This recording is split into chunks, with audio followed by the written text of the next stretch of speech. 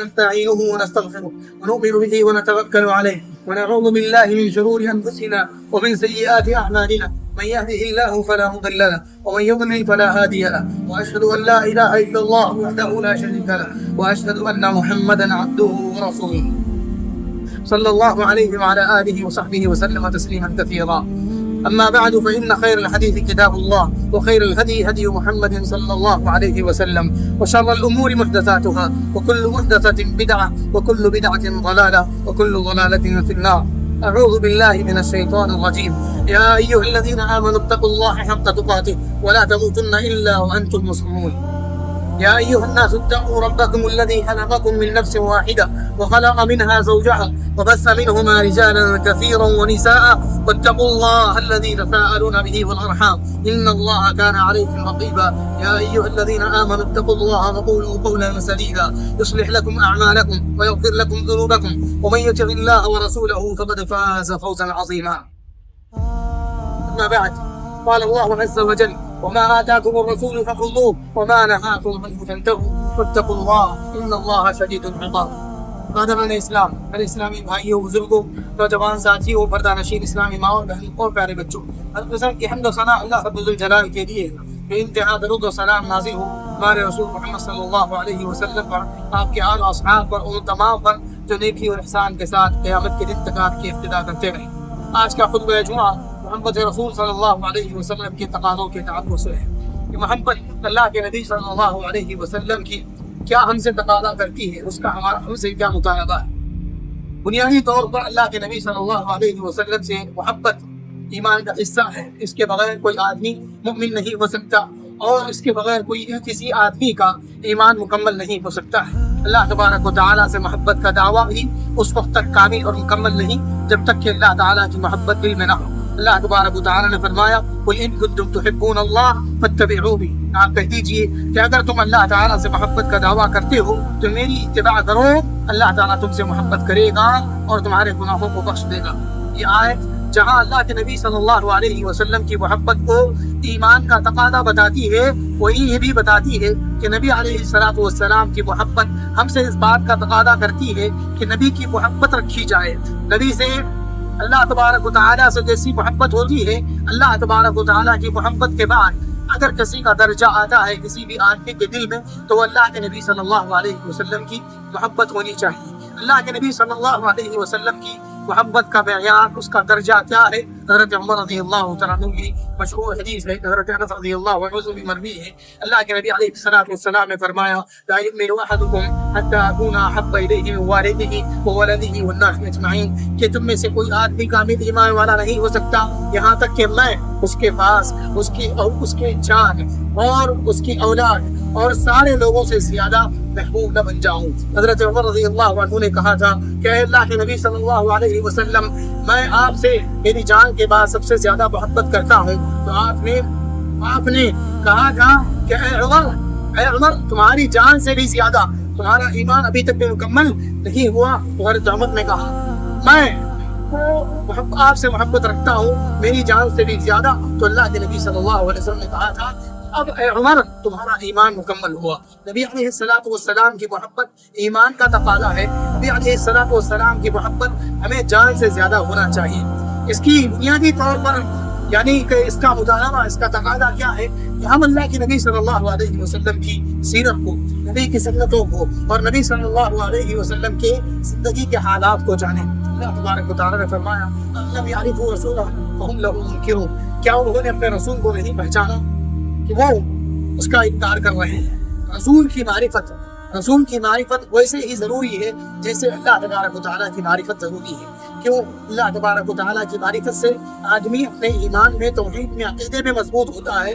تو ویسے ہی اللہ کے رسول صلی اللہ علیہ وسلم کی معرفت سے وہ نبی کی محبت میں، اتباع میں اور اطاعت میں زیادہ مضبوط ہوتا ہے. دونوں ہی چیزیں ایمان کا حصہ ہیں اور ان دونوں چیزوں کے بغیر کسی آدمی کا نہ ایمان مکمل ہے، نہ دنیا میں نجات ممکن ہے، نہ آخرت میں نجات ممکن ہے، نہ قبر میں نجات ممکن ہے، نہ میدان محشر میں اللہ تبارک و تعالیٰ کے ہاں وہ آدمی کوئی جواب دے سکتا ہے جو آدمی اللہ کے رسول کی محبت اپنے دل میں نہ بٹھائے.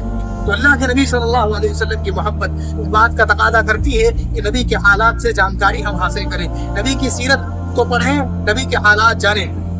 اللہ کے نبی صلی اللہ علیہ وسلم کے حالات میں جہاں اللہ کے نبی صلی اللہ علیہ وسلم کے عمومی حالات ہیں، وہی اللہ کے نبی صلی اللہ علیہ وسلم کے خصوصی حالات جو اللہ کے نبی کے غزوات سے تعلق رکھتے ہیں، جو اللہ کے نبی کے سریوں سے تعلق رکھتے ہیں، نبی علیہ السلام کے مغازی سے جس کا تعلق ہے، اس کا بھی جاننا اتنا ہی ضروری ہے جتنا اللہ کے نبی صلی اللہ علیہ وسلم کی زندگی کے عام حالات کا جاننا ضروری ہے. صحابہ اور تابعین اپنی اولاد کو مغازی کے بارے میں نبی صلی اللہ علیہ وسلم کے سریوں کے بارے میں، یعنی جنگوں کے بارے میں ویسے ہی معلومات دیا کرتے تھے، ویسے ہی اس کی تعلیم دیا کرتے تھے جیسے کہ وہ قرآن کی صورتوں کی تعلیم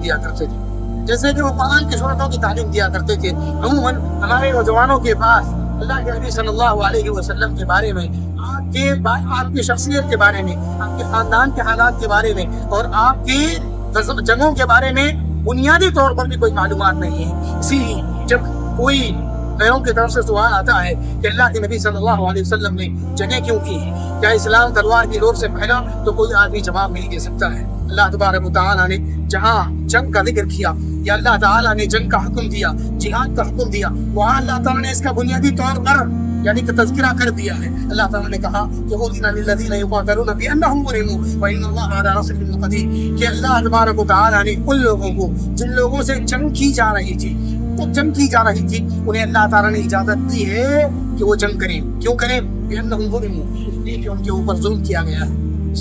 اوپر ظلم کیا گیا ہے، وَإِنَّ اللَّهَ عَلَىٰ نَصْرِهِمْ لَقَدِيرٌ اور بے شک اللہ تبارک و تعالیٰ ان کی مدد پر قادر ہے. مکی زندگی 13 سالہ جو زندگی ہے، اس زندگی میں جہاد فرض نہیں ہوا.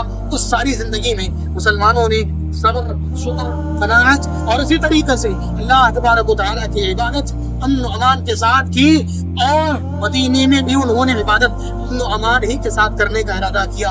لیکن مدینے میں لوگوں نے ان کو جھجھوڑنا چاہا، مارنا چاہا، ختم کرنا چاہا. اللہ تبارک و تعالیٰ نے اجازت دی. 13 سالہ مکی زندگی میں جہاد کی اجازت نہیں ملی. 13 سالہ مکی زندگی میں مسلمان مظلوم رہے، پسپا کیے گئے، ان کا خون بہایا گیا، ان کا مال لوٹا گیا، اور انہیں طرح طرح کی اذیتوں اور تکلیفوں سے گزارا گیا، صرف اس وجہ سے کہ وہ اللہ پر ایمان لائے تھے. نہ انہوں نے کسی کا کچھ بگاڑا تھا، نہ انہوں نے کسی کو کچھ کہا تھا، اس کے باوجود ان کے اوپر ظلم کیا گیا. تو بنیادی طور پر اگر کوئی آدمی اللہ کے نبی صلی اللہ علیہ وسلم کے غزوات کے سریر اور آپ کی جنگوں کا مطالعہ کرے گا تو وہ آدمی ان چیزوں کو جانے گا کہ کسی غیر مسلم کو آپ ایسے سمجھا سکتے ہیں کہ ہمارے رسول جنہوں نے یہ سب جنگیں کی وہ اکثر جنگیں دفاعی تھیں، وہ جنگیں ابتدائی نہیں تھیں کہ آپ نے اپنی طرف سے آغاز کیا ہو، ایسا نہیں تھا.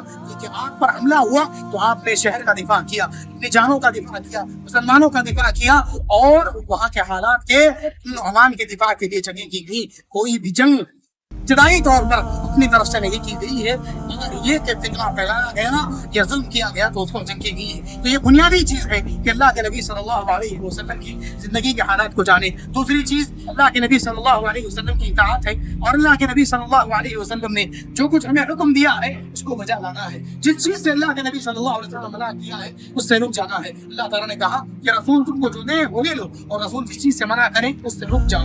اللہ تبارک و تعالیٰ نے اس کے بعد جو بات کہی کہ اللہ سے ڈرو، بے شک اللہ تعالیٰ سخت سزا والا ہے، بے شک اللہ تعالیٰ سخت سزا والا ہے. اللہ کے نبی صلی اللہ علیہ وسلم نے سنتوں کی اتباع کا حکم دیا، سنتوں کی اتباع کا حکم دیا، اور آپ صلی اللہ علیہ وسلم نے فرمایا کہ میرے طریقے کو لازم پکڑ لو، اور میرے خلفاء راشدین، وہ خلفاء جنہیں راستہ ہدایت کا بتا دیا گیا ہے، جو کہ ہدایت یافتہ ہے، راہیار ہے، ان کے طریقے کو لازم پکڑ لو، اس کو تھام لو. یہ نبی کا حکم ہے کہ ان کے طریقے کی اقتداء کی جائے گی، ان کی سنتوں کی اتباع کی جائے گی، اور بچا جائے گا کس سے؟ جس سے اللہ کے نبی صلی اللہ علیہ وسلم نے منع کیا. نبی نے کس سے منع کیا؟ نبی صلی اللہ علیہ وسلم نے دین میں نئی چیزوں سے بچنے کا حکم دیا، دین میں نئی چیزیں ایجاد کرنے سے منع کیا. نبی علیہ السلام نے فرمایا وَإِيَّاكُمْ وَمُحْدَثَاتِ الْأُمُورِ، نئے کاموں سے بچو، اس لیے کہ ہر نیا کام بدعت ہے اور ہر بدعت گمراہی ہے. اور عمر المؤمنین عائشہ صدیقہ رضی اللہ عنہا کی حدیث ہے کہ من احدث فی امرنا هذا ما ليس منه فهو رد. نبی علیہ السلام نے فرمایا کہ جو ہمارے اس دین میں کوئی نیا کام ایجاد کرے جس کا